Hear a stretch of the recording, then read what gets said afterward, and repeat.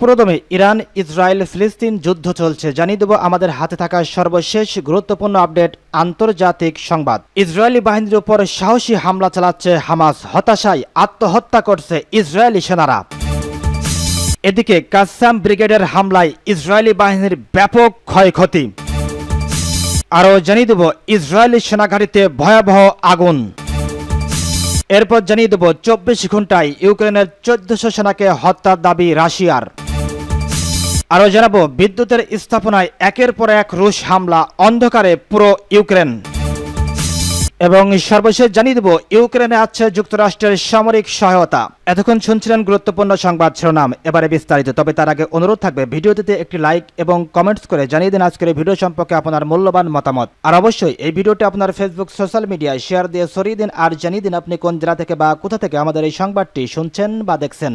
Israeli বাহিনীর উপর সাহসী হামলা চালাচ্ছে হামাস। রাফা নগরীতে ইসরায়েলি বাহিনীর বিরুদ্ধে সাহসী অভিযান চালাচ্ছে গাজাভিত্তিক ফিলিস্তিনি প্রতিরোধ আন্দোলন হামাস। আল জাজিরা আরবি বেশ কয়েকটি ভিডিও ক্লিপে পেয়েছে এসব হামলা। ইসরায়েলি ট্যাঙ্ক ও বুলডোজারের বিরুদ্ধে তাদের হামলা ব্যাপক সাফল্যও পেয়েছে। একটি ভিডিওতে দেখা যায় ফিলিস্তিনি যোদ্ধারা পাক করে রাখা ইসরায়েলি ট্যাঙ্কের সামনে হঠাৎ করে সুড়ঙ্গ থেকে উদয় হয়। তাদের সাথে ছিল ট্যাঙ্ক বিধ্বংসী মাইন। যোদ্ধারা ট্যাঙ্কের তা সংযোজন করে পালিয়ে যায়। এরপর এক যোদ্ধা আরেকটি ট্যাঙ্কে লক্ষ্য করে রকেট চালিত গ্রেনেড নিক্ষেপ করে। হামলার পর 3 হামাস যোদ্ধাই নিরাপদে সরে যেতে সক্ষম হয়। গাজার শিবিরে ইসরায়েলের হামলায় নিহত 40। মধ্য গাজার নাসরাত উদ্ধাস্ত শিবিরে ইসরায়েলি বিমান হামলায় অন্তত 40 জন নিহত হয়েছে।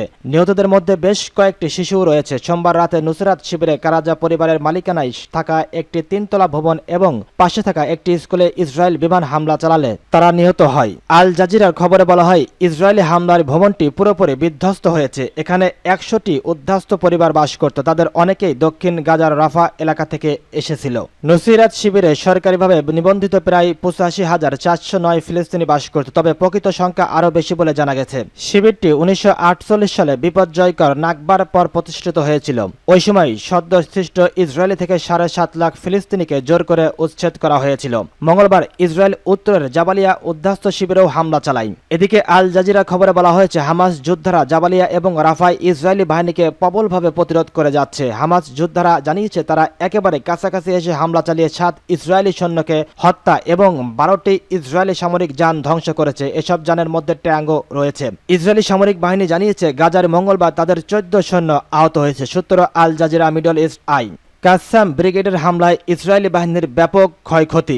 ইসরায়েলি বাহিনীর উপর একাধিক হামলা চালিয়েছে হামাসের সশস্ত্র কাসাম ব্রিগেড। রাফা পূর্বাঞ্চলে আল সালাম এলাকায় ইয়াসিন 105 রকেট দিয়ে একটি ইসরায়েলি সেনাবাহিনীর রণতরী ধ্বংস করা হয়েছে। মঙ্গলবার টেলিগ্রাম চ্যানেলে তারা হামলার বিষয়টি নিশ্চিত করেছে, খবর আল জাজিরার। কাসাম ব্রিগেডের মুখপাত্র আবু উবাইদা বলেন তারা গত 4 দিনে ইসরায়েলের 71টি যান পুরোপুরি বা আংশিকভাবে ধ্বংস করেছে। তিনি বলেন আমাদের যোদ্ধারা 16টি সামরিক মিশন পরিচালনা করে 16 জায়নবাদী সৈন্যকে নিশ্চিতভাবে হত্যা করেছে, আরো বেশ কয়েকজনকে আহত করেছে। তিনি আরো বলেন তাদের হামলার মধ্যে ছিল ইসরায়েলি অবস্থানে গোলাবর্ষণ করা, বিস্ফোরক ডিভাইস দিয়ে তাদেরকে টার্গেট করা, শূন্য দূরত্ব থেকে তাদের পিছু নেওয়া এবং যেসব স্থানে ইসরায়েলি সামরিক বাহিনী কাজ করছে সেখানকার বাড়ি ও সুড়ঙ্গে ববি ট্যাম্প করা। কাসরাম ব্রিগেড বলেছে রাফার আল সালামে ইয়াসিন 105 রকেট দিয়ে একটি ইসরায়েলি সেনাবাহিনী রণতরী ধ্বংস করা হয়েছে। এতে কয়েকজন ক্রুর সদস্য নিহত এবং অন্যরা আহত হয়েছেন।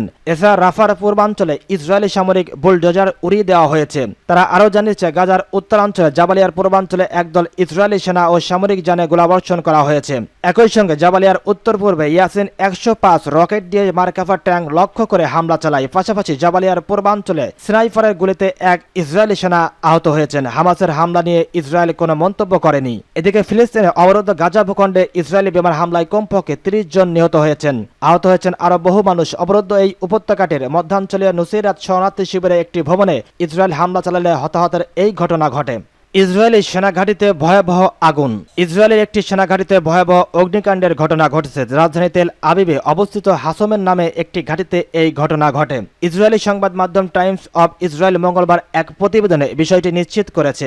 ওই ঘাঁটিতে বিভিন্ন ধরনের অস্ত্র সংরক্ষণ করা হয় বলে জানিয়েছে টাইমস অব ইসরায়েল। তাৎক্ষণিকভাবে সংবাদ মাধ্যমটি জানায় আগুন নেভাতে প্রাথমিকভাবে ফায়ার সার্ভিসের 28টি দল কাজ করে। তবে কিভাবে এই আগুনের সূত্রপাত হলো সে ব্যাপারে তাৎক্ষণিকভাবে কিছু জানা যায়নি। ক্রাইসিস 24 নামের অপর এক সংবাদ মাধ্যম জানিয়েছে আগুনের রিপোর্ট লেখা পর্যন্ত কোনো হতাহতের ঘটনার খবর পাওয়া যায়নি। তবে আগুনের কারণে সেখানকার স্বাভাবিক কার্যক্রম বাধাগ্রস্ত হতে পারে। এছাড়া পূর্ব সতর্কতার অংশ হিসেবে আশপাশের অবকাঠামো থেকে সাধারণ মানুষকে সরিয়ে নেওয়া হতে পারে। সূত্র টাইমস অব ইসরায়েল। 24 ঘন্টায় ইউক্রেনের 1400 সেনাকে হত্যার দাবি রাশিয়ার প্রতিরক্ষা মন্ত্রণালয় দাবি করেছে দনেৎস্ক ও লুহানস্কে 24 ঘন্টায় রুশ সেনাদের সাথে সংঘর্ষে ইউক্রেনের 1400-র মতো সেনা নিহত হয়েছে। ওই বিবৃতিতে রুশ মন্ত্রণালয়টি দাবি করেছে দক্ষিণাঞ্চলের রাশিয়ার সেনাদের সাথে সংঘর্ষে ইউক্রেনীয় সেনাবাহিনী 540 সেনা, জার্মানির তৈরি লেপার্ড সহ 2টি ট্যাঙ্ক, 2টি সামরিক যান ও 11টি যানবাহন হারিয়েছে। ওই বিবৃতিতে আরও জানানো হয়েছে দনেৎস্কের লড়াইয়ে 395 সেনা হারিয়েছে ইউক্রেন। এছাড়াও পূর্বাঞ্চলীয় এলাকায় রাশিয়ার সাথে সংঘর্ষে 135 ইউক্রেনীয় সেনার প্রাণ গেছে। মন্ত্রণালয়টি আরও জানিয়েছে একই সময়ে আরও 250 ইউক্রেনীয় সেনাকে হত্যা করেছে রুশ বাহিনী। খোয়া গেছে তাদের 17টি গাড়ি। লুহানস্কেও 13টি ইউক্রেনীয় হামলা রুখে দেওয়ার দাবি করে রুশ বাহিনী। এতে 80 জনের বেশি ইউক্রেনীয় সেনা হতাহত হয়েছে, যদিও ইউক্রেন এ বিষয়ে আনুষ্ঠানিক কোনো মন্তব্য করেনি। বিদ্যুতের স্থাপনায় একের পর এক রুশ হামলা, অন্ধকারে পুরো ইউক্রেন। একদিকে তাপমাত্রা কম থাকায় বিদ্যুতের বাড়তি চাহিদা রয়েছে, অন্যদিকে বিদ্যুতের স্থাপনাগুলোয় একের পর এক হামলা চালিয়ে আছে রুশ বাহিনী। সব মিলিয়ে চরম সংকটে পড়েছে ইউক্রেনের বিদ্যুৎ খাত। গতকাল মঙ্গলবার অন্ধকারে জরুরি ব্ল্যাক আউট ডুবে যায় পুরো ইউক্রেন। দেশটির রাষ্ট্রায়ত্ত বিদ্যুৎ পরিচালনাকারী প্রতিষ্ঠান ইউক্রেনগো এ তথ্য জানিয়েছে। সাম্প্রতিক মাসগুলোয় ইউক্রেনের বিদ্যুৎ ও জ্বালানি স্থাপনাগুলোর উপরে সবচেয়ে ভয়াবহ হামলা চালিয়ে আসছে রাশিয়া। এসব হামলার কারণে বিদ্যুতের অভ্যন্তরীণ চাহিদা পূরণ করতে পারছে না ইউক্রেন। এমনকি চাহিদা পূরণে ইউরোপীয় ইউনিয়নভুক্ত প্রতিবেশী দেশগুলো থেকে বিদ্যুৎ আমদানি করতে ইউক্রেনকে বাধ্য করেছে রাশিয়া। টেলিগ্রামে ইউক্রেনগো জানায় গতকাল স্থানীয় সময় রাত 9টা থেকে পরবর্তী 4 ঘন্টা ইউক্রেনের সবকটি অঞ্চলে জরুরি ভিত্তিতে বিদ্যুৎ সরবরাহ বন্ধ রাখা হয়েছিল।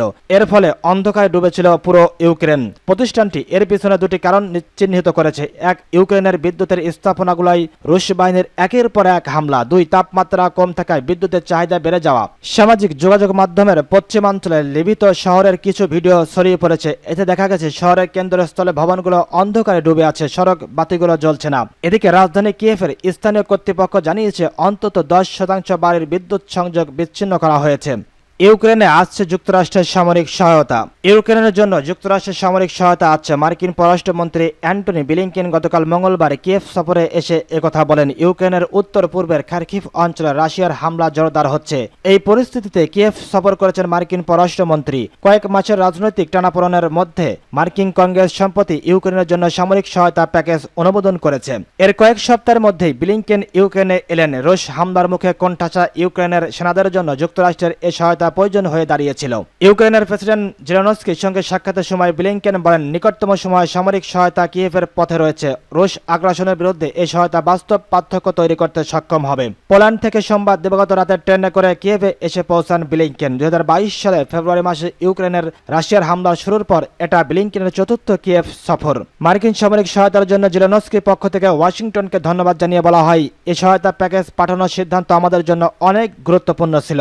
জেলেনস্কি বলেন ইউক্রেনের জন্য বড় দুর্বলতা ছিল আকাশ প্রতিরক্ষা ব্যবস্থা। তিনি খার্কিভ অঞ্চলের জন্য 2টি প্যাট্রিয়ট প্রতিরক্ষা ব্যবস্থা চান। বর্তমানে খার্কিভে রুশ বাহিনী ব্যাপক আক্রমণ চালাচ্ছে। সেখানকার সীমান্তের গ্রামগুলোর নিয়ন্ত্রণ ইতিমধ্যে রুশ বাহিনীর হাতে চলে গেছে। কিয়েভকে বাধ্য হয়ে নতুন করে সেখানে সেনা পাঠাতে হয়েছে। ইউক্রেনের সেনাবাহিনীর পক্ষ থেকে স্বীকার করে বলা হয়েছে রুশ সেনারা কৌশলগত সফলতা পেয়েছে।